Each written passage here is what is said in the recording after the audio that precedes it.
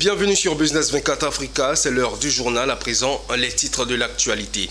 Abidjan accueille la première édition du Forum de coopération économique bilatérale Côte d'Ivoire, Cameroun, Centrafrique et Tchad en vue de redonner un nouveau souffle aux relations bilatérales. La Banque africaine de développement a rencontré la presse du continent. Il était question d'exposer les grandes articulations de cette institution bancaire dédiée au développement. Une table ronde avec les acteurs du secteur pharmaceutique à la maison du patronat. Cette table ronde visait à échanger sur les propositions relatives à la création d'un cluster. Nous démarrons ce journal avec de la coopération. Abidjan accueille du 9 au 11 avril 2025 la première édition du Forum Coopération économique bilatérale Côte d'Ivoire, Cameroun, Centrafrique et Tchad. L'objectif de ce forum est de redonner un nouveau souffle aux relations bilatérales entre la Côte d'Ivoire et les pays de l'Afrique centrale à travers des échanges commerciaux. Pierre Tebeu revient sur les intentions affichées de ce rendez-vous porté par l'ambassadeur de Côte d'Ivoire au Cameroun. C'est un grand forum économique qui voit le jour ici à Abidjan ce jeudi 10 avril 2025 entre la Côte d'Ivoire, le Cameroun, la Centrafrique et le Tchad. Il s'agit de la première édition du forum de coopération économique entre la Côte d'Ivoire et ces trois pays de la communauté économique et monétaire de l'Afrique centrale CEMAC.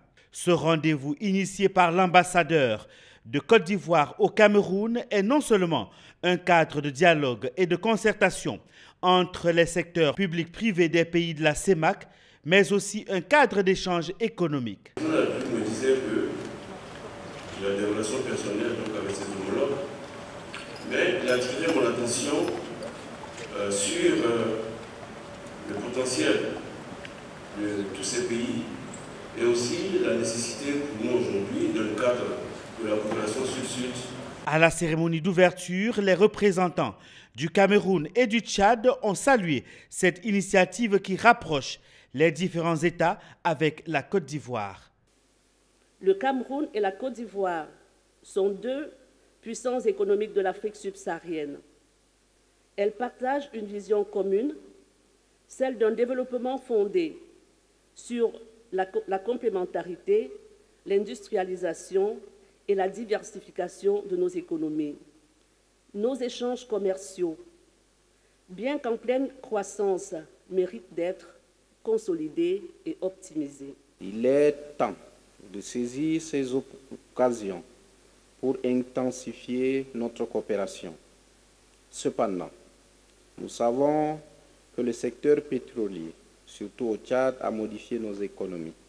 Si le pétrole reste essentiel, nous devons absolument diversifier nos exportations et investir davantage dans la transformation locale de nos produits agricoles. Le représentant du Premier ministre parrain de la cérémonie a indiqué que ce forum offrira aux entreprises et aux acteurs du secteur privé l'opportunité de se rencontrer. Nos pays ont toujours entretenu des relations fondées sur le respect mutuel et une vision commune de développement. Aujourd'hui, alors que nous nous réunissons pour discuter de nouvelles opportunités, nous réaffirmons notre engagement à renforcer nos liens et à créer des synergies bénéfiques à nos différents peuples. Les défis économiques mondiaux exigent une approche concertée et audacieuse. Notre ambition est de favoriser une collaboration qui transcende les frontières et qui repose sur des principes de transparence, d'équité et d'inclusion. Une visite de stand des pays invités a permis de voir les différents secteurs économiques qui intéressent cette coopération sud-sud entre la Côte d'Ivoire, le Cameroun, la Centrafrique et le Tchad. Plusieurs panels vont meubler les échanges durant ce rendez-vous économique à Abidjan. Et parlons développement. En prélude de sa 60e assemblée annuelle, la Banque africaine de développement a rencontré la presse du continent, des hommes et femmes de médias en ligne, mais aussi en présentiel pour leur donner les grandes articulations de ce rendez-vous annuel de l'institution bancaire dédiée au développement du continent. Ce sera du 26 au 30 mai 2025 au Sofitel Hôtel Ivoire d'Abidjan. Plus de précisions avec Mondésir Nascimento. Vincent Meyele, secrétaire général de la BAD, et Kevin Yurama, économiste en chef et vice-président du groupe de la Banque africaine de développement face aux hommes et femmes de médias. Environ 2 heures d'échange pour présenter le contenu de la 60e Assemblée annuelle de la BAD. Ces assemblées constituent une plateforme de réflexion sur l'engagement du groupe quant à l'accomplissement de sa mission de développement du continent africain et d'amélioration du cadre de vie de ses populations. Vincent Meyele a présenté l'enjeu de cet événement majeur de la Banque africaine de développement. Ces assemblées comprennent la 60e Assemblée annuelle du Conseil des gouverneurs de la Banque africaine de développement et la 51e Assemblée annuelle du Conseil des gouverneurs du Fonds africain de développement, le guichet concessionnel du groupe de la banque. Au cours de ces assises, il sera question, entre autres, d'examiner le rapport d'activité, d'examiner et adopter les résolutions, revisiter la stratégie décennale 2024-2025, réfléchir sur comment profiter du dividende démographique et voir comment mieux utiliser les ressources pour favoriser le développement de l'Afrique. Thème choisi, tirer le meilleur parti du capital de l'Afrique pour favoriser son développement. The annual meetings are primarily a statutory event of the bank. Il s'agit principalement d'événements statutaires de la banque. Et lors de cette réunion, les gouverneurs, en tant qu'organes décisionnels et de surveillance les plus élevés, se réunissent. Ils examinent les rapports non officiels sur les finances, les opérations et les activités de la banque et du fonds au cours de l'exercice précédent. Les gouverneurs délibéreront ensuite. Ils examineront et adopteront des résolutions sur les décisions clés et les conclusions.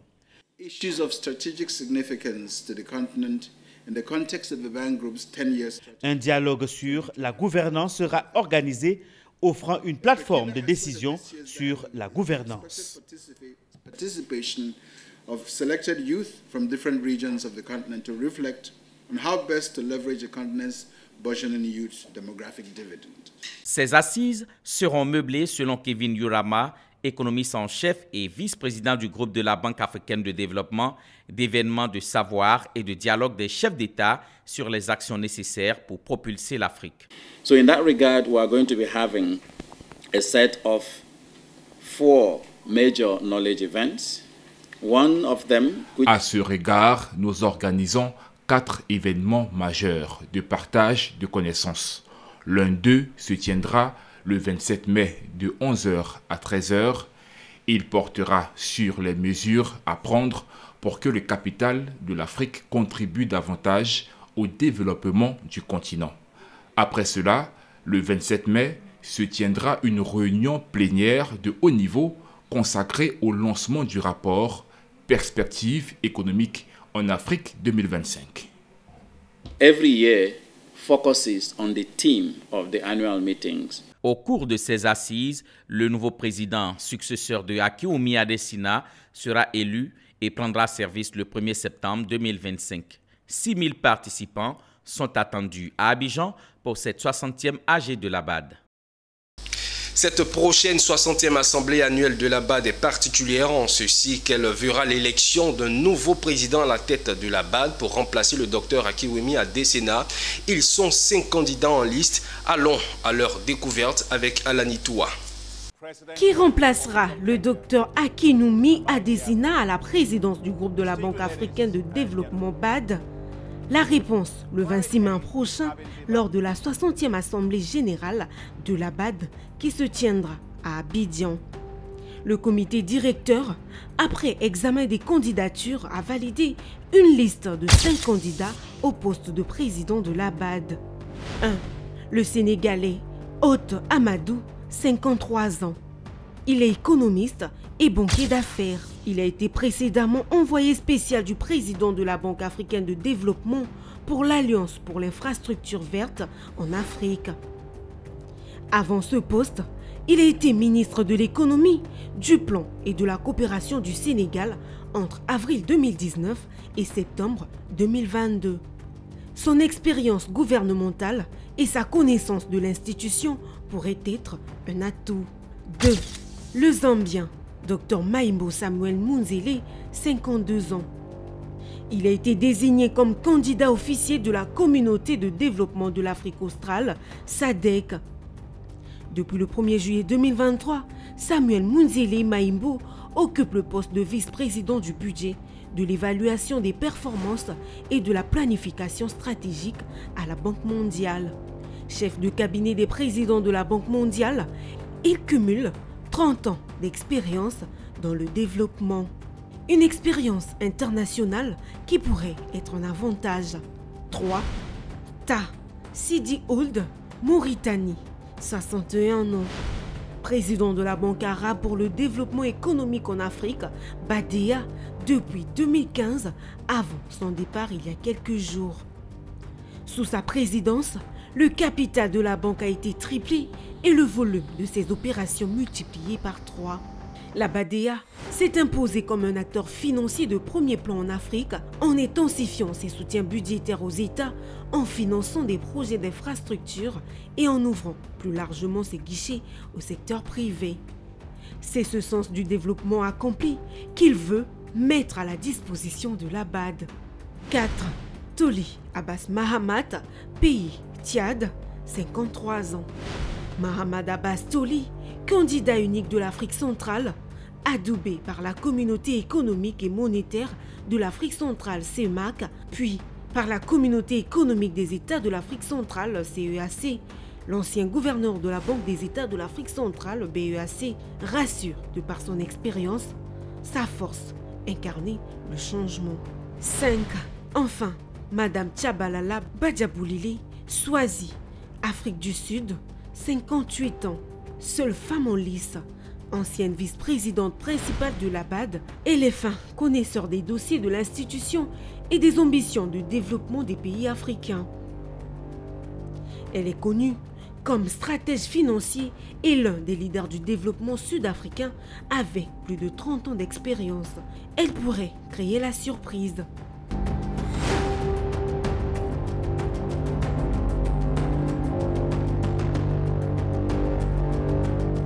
Autre information, la Confédération générale des entreprises de Côte d'Ivoire a organisé la deuxième table ronde récemment avec les acteurs du secteur pharmaceutique à la maison du patronat ivoirien. Cette activité vise à réunir les acteurs du secteur pharmaceutique et le patronat ivoirien en vue d'échanger et faire des propositions relatives à la création de clusters dédiés à l'industrie pharmaceutique en Côte d'Ivoire. Le reportage est signé Michel Brault. En Côte d'Ivoire, 94% des produits pharmaceutiques sont importés et 6% produits localement. Créer des clusters pour développer l'industrie pharmaceutique en Côte d'Ivoire et atteindre les 30% des produits à l'horizon 2035. C'est tout le sens donné à cette deuxième table ronde du patronat ivoirien. Ce cadre d'échange constructif est une force de proposition pour une politique concrète visant à renforcer la compétitivité de l'industrie pharmaceutique en Côte d'Ivoire.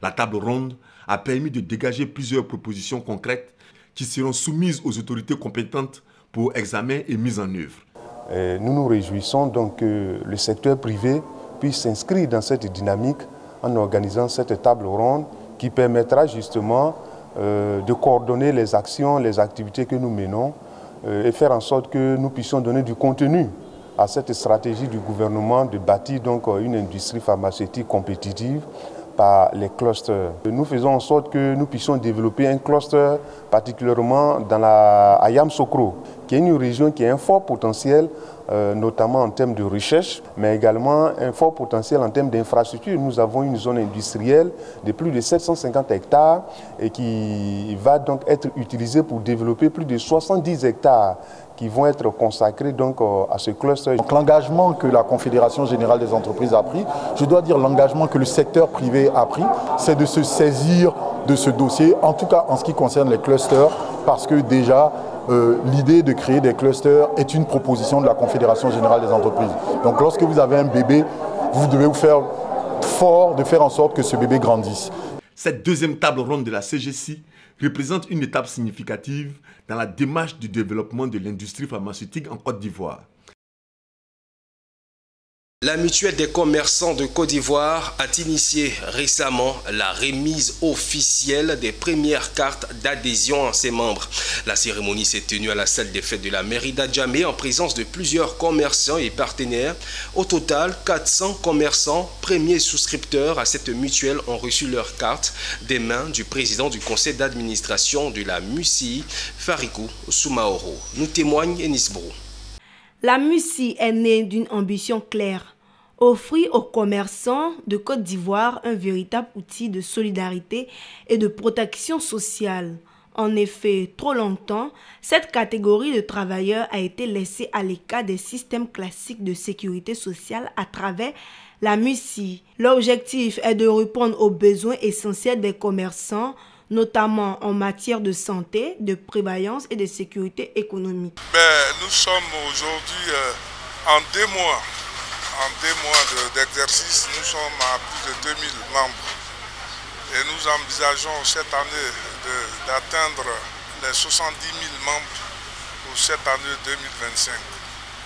Mais pour toute la Côte d'Ivoire, nous ambitionnons plus de 2 millions de commerçants. Aujourd'hui, nous avons distribué près de 400 cartes. C'est comme la mutuelle des fonctionnaires et toutes les autres mutuelles. Il y a des cotisations. Une étape, c'est les tournées à travers la Côte d'Ivoire et que nous envisageons dans les jours à venir. Après cette première étape, le PCA a annoncé que la campagne de distribution des cartes se poursuivra bientôt à l'intérieur du pays afin de toucher un plus grand nombre de commerçants. Et quittons la commune d'Adjamé pour celle de Cocody, le premier magistrat de cette commune, Jean-Marc Yassé, a procédé au lancement de l'opération d'adressage des rues et bâtiments de sa commune. Une cérémonie marquée par la pose de plaques d'adressage. Ce programme, qui vise la modernisation du district d'Abidjan, est initié par le PADA. Recevoir du courrier à son domicile deviendra une réalité pour les habitants de la commune de Cocody. La cité s'apprête à renforcer sa cartographie grâce à l'opération d'adressage de ses rues et bâtiments. La pose de la première plaque d'adressage a été réalisée par le maire de la commune, Jean-Marc Yassé. Ce vaste programme qui s'étend à tout le district d'Abidjan consiste de façon pratique à doter chaque maison, établissement, commerce ou institution d'une adresse unique. Il a pour objectif d'offrir plusieurs avantages, entre autres une facilité de repérage pour permettre aux secours, ambulances et pompiers d'arriver dans les meilleurs délais ou encore de faciliter les services de livraison et de transport. Écoutez, c'est un adressage en plus qui permettra, comme je disais tout à l'heure, à non seulement nos administrés, mais à tous les touristes de passage au niveau de Cocody, de pouvoir se référencer et d'avoir une position exacte de l'endroit où ils vont. Et bien sûr, l'endroit où ils doivent aller, où ils doivent visiter d'abord, c'est bien l'hôtel communal de Cocody, cet endroit de référence. Donc nous disons merci à la société Indigo qui a eu ce marché et nous espérons qu'ils fassent un travail correct, de telle sorte que les habitants de Cocody, les administrés de Cocody se retrouvent et se sentent concernés par cette activité. Merci aussi au Bénet qui est en appui. Le projet d'adressage du district autonome d'Abidjan a débuté en 2021 avec la désignation de l'opérateur qualifié pour l'exécution de la phase terrain. À ce jour, environ 14 280 voies ont été identifiées. 1xBet et Wadi Patrimoine ont donné naissance à Heritis le samedi dernier. Une collaboration de ces deux entreprises qui a pour objectif d'accompagner les parieurs à transformer leurs gains en un véritable patrimoine. Alanitoua. Wadi Patrimoine, une entreprise des prestations de services caractérisée par une approche humaine, et 1xBet, un site de paris en ligne, sont désormais alliés à travers Heritis. Heritis, une solution d'accompagnement financier patrimonial dédiée aux parieurs gagnants et vise à les orienter vers des investissements structurés. Il ne suffit pas simplement de gagner, mais comment fructifier les gains. Il était question de pouvoir permettre que cette structure qui s'inscrit dans tout ce qui est paris en ligne puisse accompagner ces gagnants dans leur réalisation. Parce que ce qui les attire à la base, c'est de pouvoir se créer un avenir meilleur. Et c'est ce que 1xBet a compris en intégrant ce projet dans ce quotidien. C'est un projet qu'on porte depuis 1 an bientôt. Et ça vient corroborer avec notre slogan qu'on adopte depuis 1 an, parions responsables. C'est aussi se soucier des gains, le réinvestissement de ces gains et pérenniser ces investissements-là. Cette initiative qui crée un impact social et économique durable a été louée par des participants. C'est une très belle initiative que j'encourage déjà, vu qu'ils accompagnent les parieurs dans leurs différents projets et tout. Donc j'encourage tout le monde à vouloir souscrire et à suivre pour la suite des événements.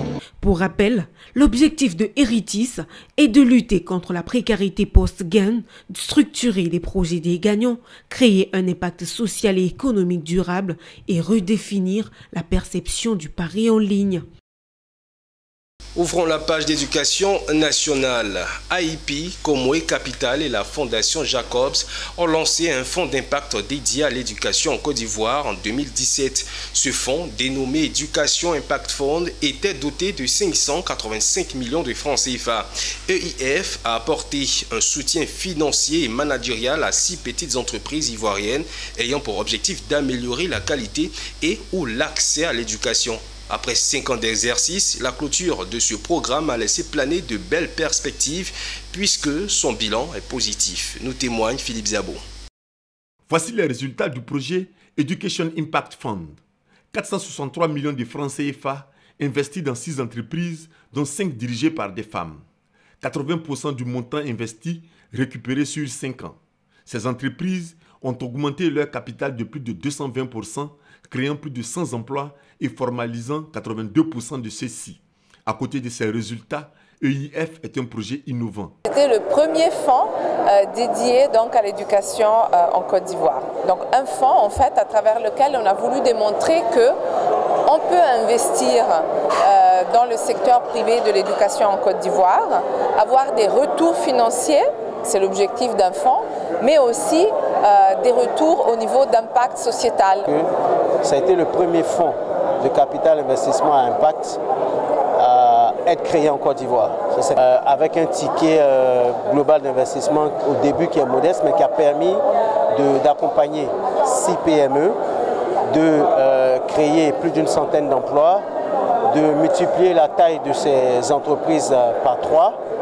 Et on a pu récupérer 1,19 fois le montant qu'on investit et qu'on pourra globalement retourner à nos investisseurs. Avec ces chiffres qui mettent en lumière leur management, les entreprises bénéficiaires veulent la reconduction de ce genre de projet. Aujourd'hui, nous avons près de 37 personnes que nous employons qui sont tous déclarées à la CNPS et aux impôts. Et on pense que ce fonds nous a vraiment accompagnés. En dehors des financements comme on dit en numéraire, c'est-à-dire en argent, il y a eu tout un accompagnement technique. Franchement, Comway nous a permis de faire un bon qualitatif. Ce financement a permis à notre entreprise de multiplier notre production par 7, de pouvoir formaliser les emplois, de pouvoir recruter et pouvoir renforcer les capacités des collaborateurs existants. Et nous pensons que c'est un modèle à reproduire. La cérémonie de bilan du programme EIF a pris fin par le témoignage d'une PME bénéficiaire et un panel d'échange.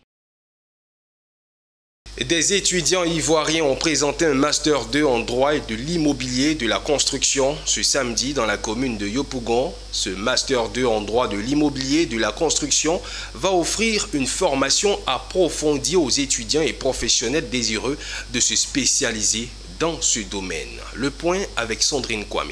Avec la croissance urbaine et les enjeux liés à l'aménagement du territoire ivoirien, ces étudiants ambitieux ont trouvé impératif de présenter ce Master 2 en droit de l'immobilier et de la construction. En effet, ce Master va approfondir la formation des juristes spécialisés en droit de l'immobilier et de la construction afin de répondre aux défis juridiques et réglementaires du secteur. Aujourd'hui, nous sommes présents à la cérémonie inaugurale du Master 2 droit de l'immobilier et de la construction, un master qui est innovateur en ce que c'est un master premier du genre en Côte d'Ivoire, offrant une formation diplômante en matière d'immobilier et de construction. Ce master présente 2 aspects. Il s'agit premièrement d'une formation diplômante et deuxièmement d'une formation certifiante. En ce qui concerne la formation diplômante, elle est adressée aux étudiants en droit titulaires d'un Master 1 ou d'un Master 1 dans une filière équivalente. Par ailleurs, en ce qui concerne la formation certifiante, il s'agit de tout professionnel ou tout intéressé aux questions immobilières et qui souhaite avoir une formation. Les certificats également sont prévus. Aujourd'hui, grande à notre joie, ce master-là nous permettra, en tant qu'étudiants, de pouvoir se spécialiser dans le domaine de l'immobilier et de la construction. Ce secteur-là même qui est en pleine, comme on appelle, évolution en Côte d'Ivoire. Donc nous, en tant qu'étudiants, cela va nous permettre de pouvoir mieux apprendre dans ce domaine et plus tard être des spécialistes auprès des institutions publiques et privées de notre pays et des institutions nationales. Cette cérémonie inaugurale de la présentation de ce master en droit de l'immobilier et de la construction a été aussi marquée par des échanges enrichissants avec des experts nationaux et internationaux du secteur immobilier et de la construction. Ça a été un plaisir de vous proposer cette édition. Merci de rester en notre compagnie. Le programme se poursuit sur la télé utile.